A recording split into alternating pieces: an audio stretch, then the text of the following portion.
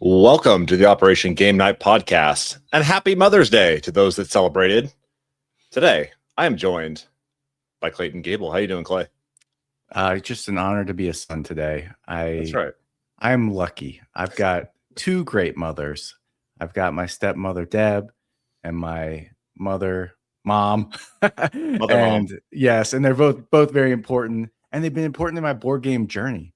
And so I figured it'd be important that we, give them a shout out on this special day. We're recording on Mother's Day, so this will be coming out probably Tuesday. And we just want to talk about games moms like, That's right. What games do our moms dig?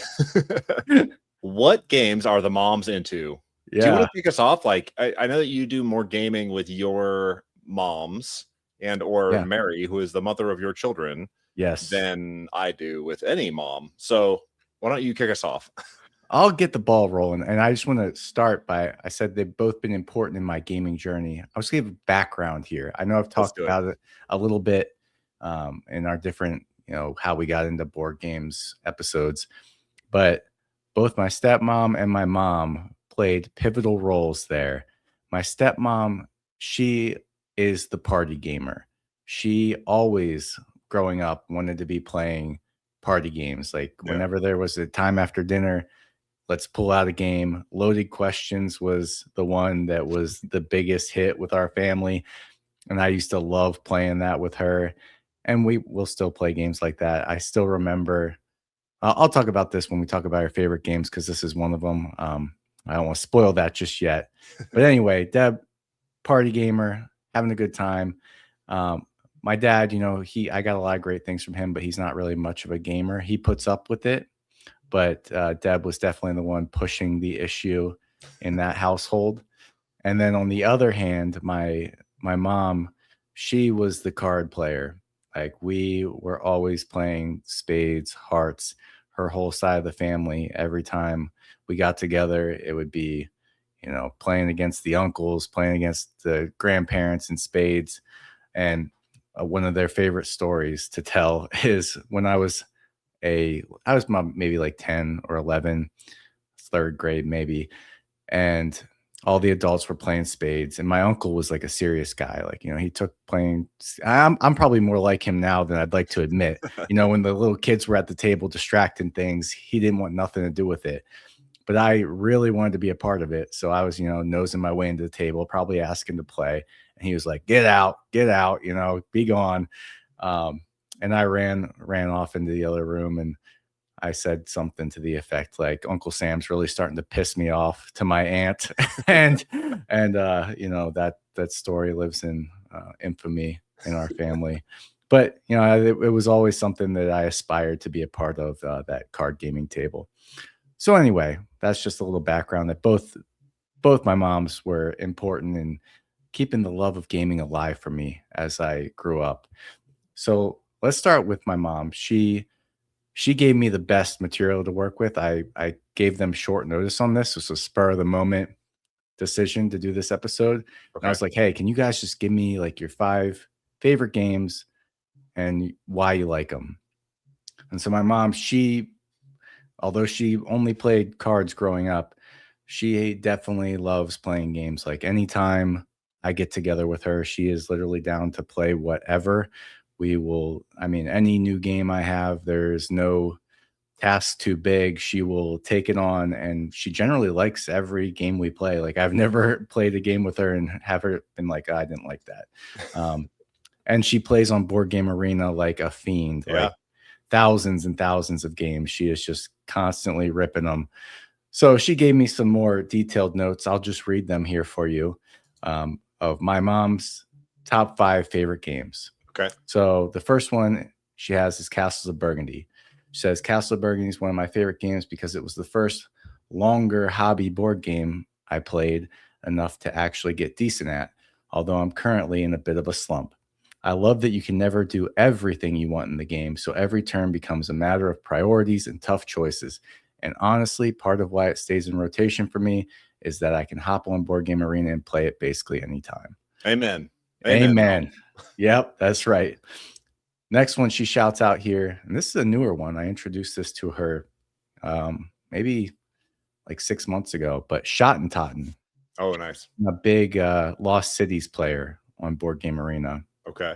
You got to check out Shot and Totten. Well, Shot and Totten made the list, and she says it's another favorite because she thought she was finally good at it until I completely wrecked her. Typical mom giving their kid kudos. But she said what she loves about it is that nothing is guaranteed early. You're constantly hedging your bets and trying to read what your opponent can still complete. I'm always counting colors and high cards and that have already been played, trying to deduce what's still possible. It scratches that tiny tactical battle itch perfectly. Great call out. Love it. Yep. I just played this with her yesterday. I drove up there for a little pre-Mother's Day get together, and we played a quick round. Did you inform her about like recency bias? Like, hey, if you're gonna answer with your top 5 games, like let's check ourselves for some recency. Yeah, bias. I know. She's might not the professional journalist that we are. Yeah. Next one is Sea Salt and Paper for pure fun and chaos, and especially with the extra pepper expansion. The round modifiers and special powers create these hilarious swings when everyone's plans suddenly change. Weirdly, I've learned that I almost prefer falling behind early because it gives me the advantage first instead of my opponent. It makes every game feel different. Okay. Have you played with extra pepper? I have. I think it's called extra salt. Well, there is extra salt. There is now extra pepper. Yeah. Is she specifically likes the extra pepper one? She likes the extra pepper. Oh, interesting. So I've only played with it once. I just played with it out in Colorado with the Spanglers. Yeah. And it is interesting. Every round of the game, there's like this new like gold card or like thing that changes it up. Yeah. And I actually just picked it up today. So excellent. Good shout, Mom. Number 4 here, and these are in no particular order, is New York Zoo. This is not recency bias. This was one of the first games I bought when I got into board gaming, and I played it a lot with my mom and Mary. She says it's special to her for a different reason. She associates it with some of the first times we really sat down and played modern board games together. Back then, there weren't shelves and shelves of games competing for attention, so this one hit the table a lot. I'm pretty sure I never won, but it brings back really good memories of just sitting around the table with you and Mary having fun. Love it. Yep. Have you played New York Zoo? I have not. It's a good one. I got rid of it a little while ago, but I might buy it again. I got no problem doing that. Yeah. This no shame. Yeah, Mary really liked it too, so it's probably worth bringing back. 2 important moms like it. The last one she says, and this won't be a shocker based on my preamble there, was Hearts. Is one of her favorite games because of her grandfather. They played it all the time, and I can still hear his little laugh when somebody got stuck with the Queen of Spades. Honestly, that game is tied to so many memories that it could never not be a favorite for me. So again, yeah. I love that. It's familial. That's right. There's a legacy there. There is a legacy. That's pretty cool. Yeah. I think that's like the special thing about certain games like Hearts, like Spades, is they are a generational thing that gets passed along. Same with like the people that grew up playing euchre in the Midwest. Like, they carry that on. They play it with all their friends at school. They play it with their grandparents when they get together for holidays, and then they will probably play it with their kids when they are of age. So it just continues to get passed along, and that's a cool thing. Yeah, I agree.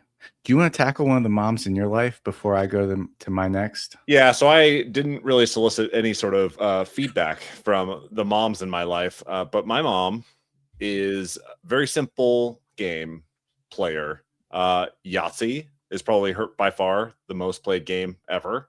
That is the game that she wants to pull out every time the family's together.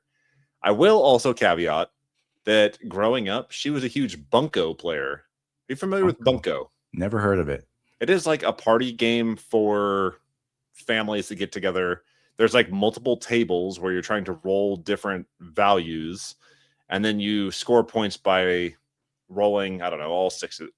I have played it a couple times. I don't really remember all the rules, but I specifically remember my mom getting all the ladies from her work together to have Bunko night. And they had like huge like prize baskets and stuff that they would put together for like the person that rolled the most Bunkos and stuff. But basically, like if you win at a table, you move up to the more competitive tables. If you lose, you go down the ranking in tables. And ideally, you want to stay at the higher ranking tables for as long as possible. Don't ask me the rules. I forgot them all. But I distinctly remember her playing lots of Bunko and Yahtzee, anything that involves dice rolling. I will give her credit, though, because whenever I travel now, I take games with me, and it's usually something that I want to get played or, shelf of shame or whatever. And she's put some games to the test. Like she came out to visit here, and I was playing that Hobbit roll and write. Yeah. And she was like, yeah, I'll try it. And we played one single level stage. Whoa.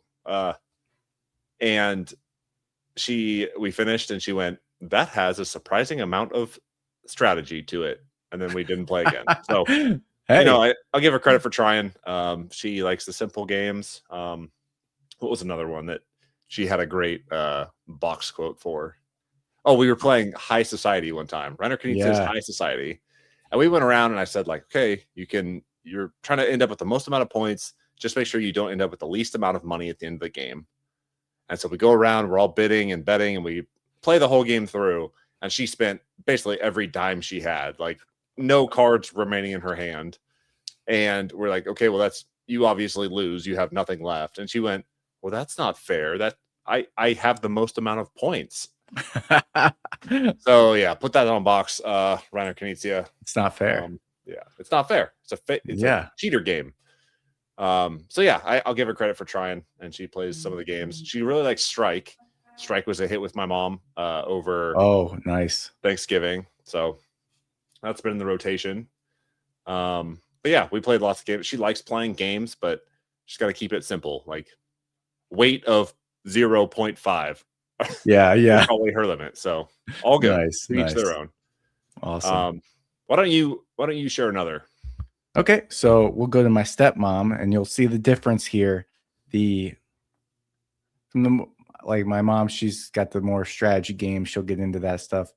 Deb will do that, and I got another touching moment for Deb. I don't know if I think I probably shared this when I talked about the episode, but I don't know if it was for my birthday or something. She wanted to do something special for me, so she bought Daybreak, the board game, for me. Oh yeah. And she learned it and taught it to me because she had heard me complaining about always being the one who had to do it. So that is a mother's love right there in full display, that though she normally likes party games and light games, she took a pretty heavy strategy game. I know for a fact she spent hours watching videos and reading that rule book to be able to teach me that game with some other people. And she did an admirable job. And it was awesome. So shout out to Deb. That was way to go, Deb.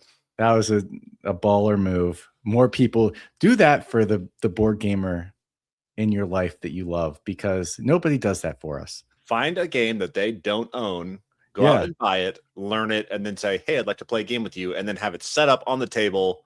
That's the equivalent of rose petals leading down the hall to a nice bath that's been prepared. That is the equivalent for board gamers. Just have the game out and ready. You have the teach under control, man. That's our love language. That's our love language right there. So here are her 5 games, and I think she sent me this in text. Pretty sure she got the name wrong. She said Strings and Things, which I think she means is Things and Rings, which has a sequel / follow-up called Things on Strings. Yes, Things on Strings. So what she said about that one is that she really likes being the knower. She's always pulling this one out, doing the Venn diagram game. Thank you, Riggins, for that. He is excited about Things and Rings as well. The next one she shouted out was For Sale. Said she always wins, but she's not sure why. Okay. Yeah. Love it. Codenames, a classic party game. Says she gets excited to see what connections people are making and if they are obvious or not. We kind of talked about this in our word game episode we did a little bit ago, how those type of games all have that similar thing where it's fun just to see where people came up with the stuff they're saying. The next one is Boggle. Okay. Classic. What she says with that is, I'm wordy. So word games, a word game made the list. And finally, True Colors. It's my jam. I love personality games. And when Mary says nope. which is what Mary says every time True Colors is suggested to be played. Have you played True Colors? I have not. It's one of those games where I used to love these. I don't know how I would feel about it now, but there's like a prompt and you vote like who would you want to be stuck with, and you put everybody's name in a little voting box, and then you have to decide whether you think you're going to get the most votes, least votes, or none of the above. And she loves that game. And I swear to you, it was like my first time bringing Mary over to meet my parents, and she pulled out that game. And Mary, I think, has suffered some trauma from that, from having to play a personality game with her boyfriend's parents that she doesn't know that like that, like trying to vote on people's that's great. I mean, it's a preposterous thing to do, but she will do that. She loves to, if we're just sitting around, Deb will just be like, all right, let's play a game. Let's say the thing that you like least about the person next to you. I'm like, that's who she is. And she loves a game that will encourage that madness. Yeah. So, my mom, one time we were at a holiday. We weren't like celebrating the actual day, but it was maybe leading up the week before or whatever. And she's like, oh, I bought a board game for us to play. And she pulled it out, and it was like basically how to like serious conversation starters with your family. And it was like draw a card and like what do you want done with your remains when you die or something? Like, Jesus Christ. Like, this is a game. Yeah, this is morbid. Yeah. They weren't all like that, but it was like get to know your family basically in a card game. And rated 0 out of 10 on BGG. Dang. Wow. I bet. Yeah. So that was Deb's top 5. We got the party game side covered there. You want to do Rachel? You want to talk about Rachel? Rachel's once you become like a husband of a wife that's had a child, like you celebrate them as a mother as much as your own mothers, at least until the children are old enough to give them proper due. Yes. Because any child under 8 does not have the wherewithal to do any sort of arts and crafts by themselves. So that is largely on the spouse of that person to go out and purchase the supplies and to coordinate that effort. I'm kind of in the weird phase right now where like I'm not going to get my daughter to do any sort of crafting. So we can get her a card and celebrate her and flowers and wine or whatever. Woke up early and made breakfast this morning. No big deal. Good man. Good man. So let's talk about Rachel's sport games. So Rachel has been an excellent sport. But we're kind of hitting this kind of weird tipping point where she now knows that she's got nobody left to impress. Like, who am I impressing by playing this game? We've been married 8 years now. Like, I can just say no and get away with it scot-free. So yeah, the board gaming has kind of dwindled around here, which is why I've been briefing so many solo games lately. But she's been a good sport about it. She loves Splendor. Splendor's probably her number one, like with a bullet. Loves Splendor. It's simple enough. It's got kind of interesting take that player interaction. Maybe not take that, but like at least blocking actions for other players. And I think she likes that kind of feeling of the race. Like I know what I have to do, but can I get it done before the other person takes what I need? She really likes games like that. And then when we travel, she's open to play all sorts of small box games with me. She likes the sea salt and paper. She likes the what was the one that you mentioned earlier? Lost Cities. We play Lost Cities roll and write. I really like that one for travel. We played like Small Fjords. She's down to play those games as long as they're fast. They can be explained in like under 10 minutes. And, they're not super complex. So she's been a good sport. She's played plenty of games with me. She knows when to say no to games. I will pull out a rule book and she'll go, that doesn't look like my type of game. So she also likes cooperative games a lot of time. Like the Ravensburger. There's a Horrified. She likes those ones. She'll play those. They also have the Ravensburger Aliens game, where you're like on the Nostromo and you're walking around trying to avoid the alien. She liked that one. Anything with cards that have text on the cards that correlates to a special action or move, like, I don't know, say Marvel Champions or any of those games of that ilk. She is like hard no. She has quit on those games in the middle of the round. I mean, that's before. Like me, honestly. I feel her there. Yeah. But even, I mean, yeah. So we've kind of reached this understanding where I know what games she will play and which games she will get at least a little enjoyment out of. Yeah.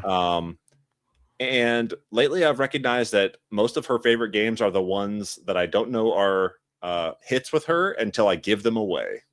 Oh. Like, it seems like every time I give a game away, she's like, "Oh, what did you do with that game?" I'm like, "Oh, I sold that 6 months ago." And she's like, "What the heck? I love that game."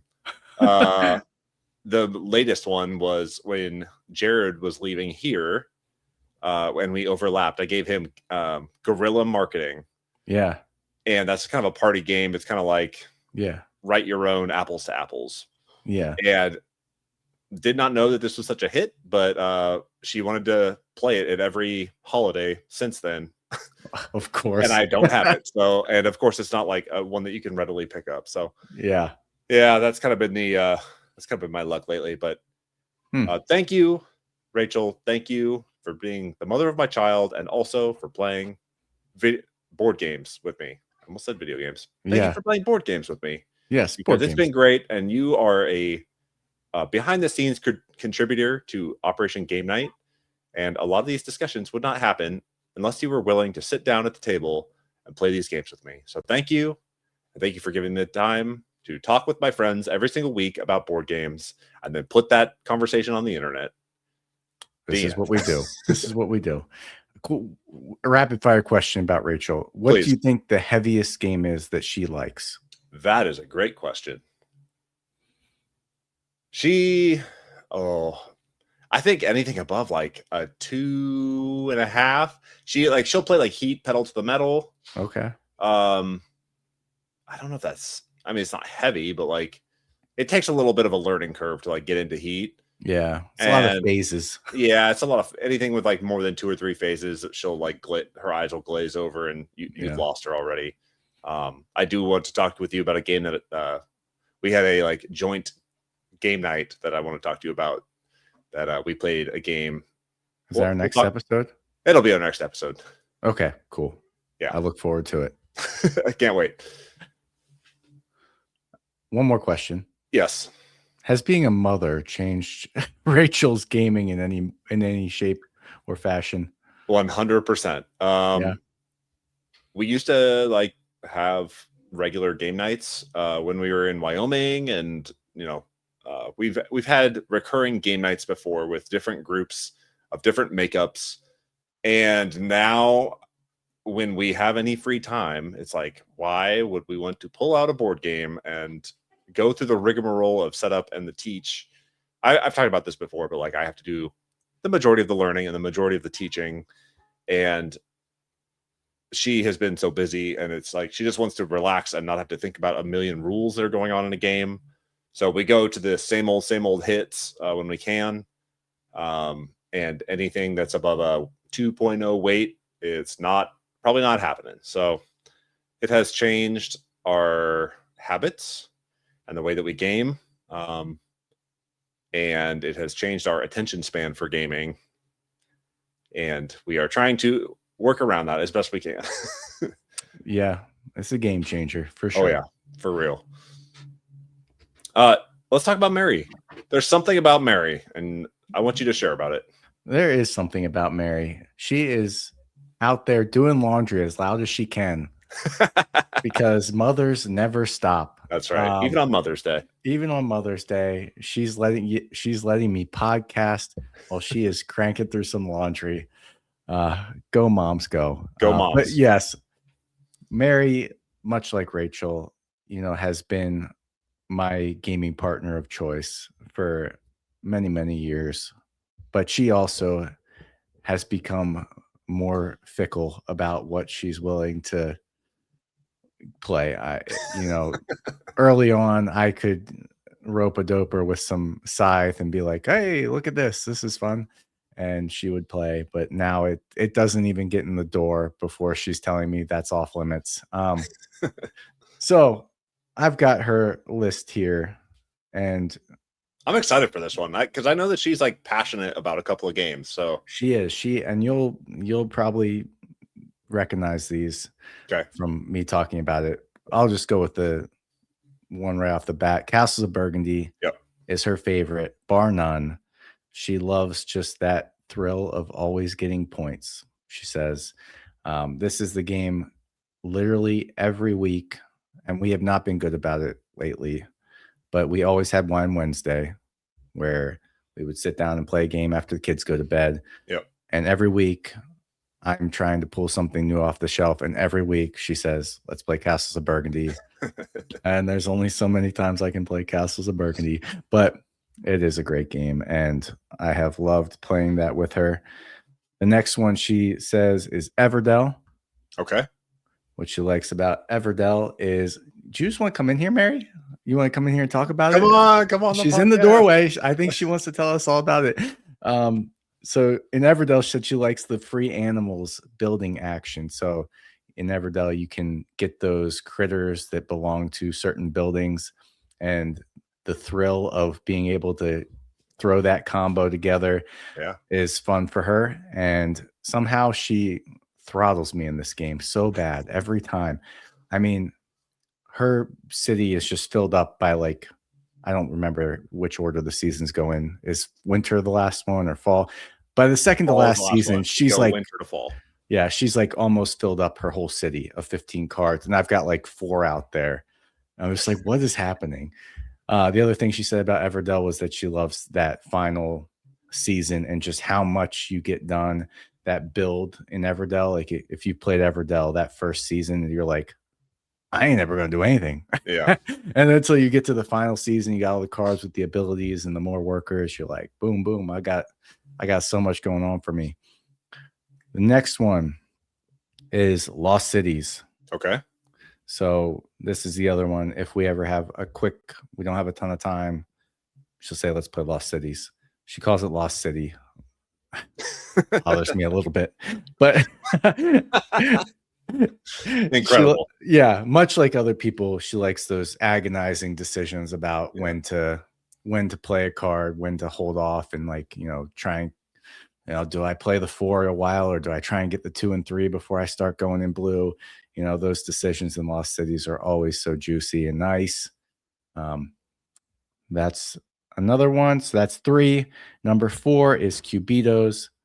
Mary is a push your luck fiend, and nothing satisfies her more than grabbing the fistful of colorful die you get in Cubitos and rolling them, and then rolling them some more, and then eventually busting, and then moving up the fan track. But yeah, if you haven't played Cubitos, it's a riot. I mean, you literally get just a fistful of these colorful dice, and it is tedious, but also a joy to roll them all. I think you need to get her on some too many bones. If she likes rolling a whole bunch of dice at once, maybe a little too many bones is good for her. I think I know exactly what she would say if I showed her that box. The last one. Here's another thing about Mary. Mother Mary. She only really likes playing. I hope people don't take this the wrong way that play games with us, but she really does not like playing games with people other than me, because she has an aversion to downtime. Like most people don't like it. Like, somebody's taking too long on their turn. They're like, come on, let's go. This game shouldn't take this long, but Mary hates it. Yeah. So most games she would rather just play with me. I take quick turns, so does she. So we can rock games pretty fast. But the one game she is willing to play with other people is Rebirth, because she loves how lightning fast the turns are in that game. That's a great one. That game just zooms around the table. Next thing you know, it's your turn again. And she also likes taking over people's castles. That one was also a hit with Rachel, because it goes so fast and the rules are so light. You can just draw a chip, put it in a matching space, ready, go. Yeah. And it's awesome. Let the chips fall where they may. What we learned about mothers is they don't got the time or mental bandwidth to be putting up with all this board game fluff. Or their husbands. Yes, especially their nerdy husbands, nose deep in rule books all the time. So that's Mary for you. Yeah. Man, don't we have some awesome moms in our life? We do. We're lucky. We are. We sure are lucky. And if you don't have a mom out there and you're listening to this episode and you're like, man, I sure do wish I had a mom to game with, just go adopt somebody else's mom. Go find somebody special and go play a board game with them, and they could be your mom for the day. Empty Nest Board Mama might be a good one. Yeah, hit up Empty Nest Board Mama. Yeah, she will be your mom. She is the Board Game Sphere's mama. And I introduced her as the Mamacita of Meeples the other day. So she is out there, and she has an empty nest that's not so empty anymore, but she always has room for the board gaming community. So hit her up, Amanda. Thank you for being the board game community's mom. Yep. She's going to find out about this on Tuesday. That's right. Happy Mother's Day, Amanda Lee. and happy Mother's Day. Happy Mother's Day to all of you out there. Thank you for listening. Clay, thank you for interviewing all of the moms in your life. And let's see if we can get some moms to play some board games. This is what moms do. Let's do it. All right. This has been Operation Game Night. I have been Travis. He has been Clay. We have been sons of moms and husbands of other moms. And we are out.